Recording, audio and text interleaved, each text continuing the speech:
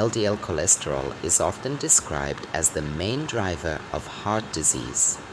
Lower your LDL, reduce your risk, end of story.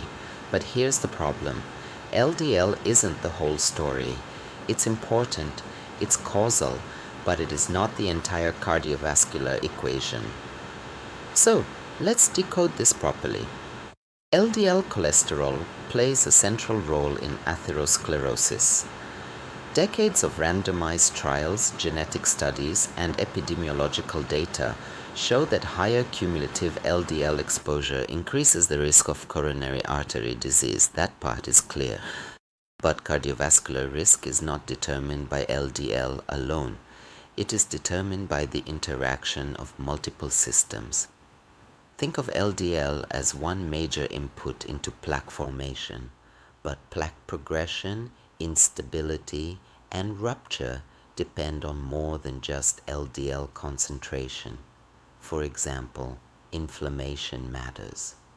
According to studies, high-sensitivity C-reactive protein has been shown to predict cardiovascular events independently of LDL levels. Some individuals with normal LDL still develop heart attacks because inflammatory pathways amplify vascular damage. Similarly, insulin resistance also matters. Elevated triglycerides, low HDL, and metabolic syndrome alter lipoprotein particles and promote a more atherogenic environment, even when LDL appears acceptable on a standard lipid panel. Another important factor is particle number. ApoB, which reflects the total number of atherogenic particles, may in some cases provide better risk prediction than LDL cholesterol concentration alone. Moreover, genetics also play a crucial part as well. Lipoprotein A is largely genetically determined and can significantly increase cardiovascular risk even in individuals with otherwise controlled LDL levels. And also, fitness matters a lot. Cardiorespiratory fitness has repeatedly been shown to modify cardiovascular risk, sometimes substantially.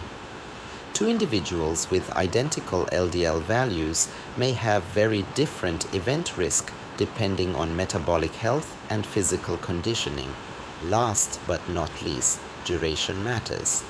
It's not just your LDL today, it's your cumulative LDL exposure over decades that counts.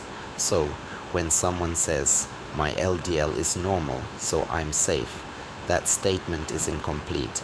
LDL reduction reduces risk, but risk is multidimensional. Here's the structured way to think about it. LDL is necessary for most atherosclerotic disease, but not always sufficient on its own. Cardiovascular prevention requires addressing lipids, addressing inflammation, addressing metabolic health, addressing blood pressure, addressing lifestyle, addressing long-term exposure. This is why some people with mildly elevated LDL live long lives without events, and others with similar numbers experience early disease. It's about systems interaction. On this channel, we don't oversimplify, we structure. LDL matters, but LDL isn't the whole story. In another video, we'll break down triglycerides, the marker many people overlook, because cardiovascular intelligence isn't about chasing one number, it's about understanding the network. I'll see you in the next one.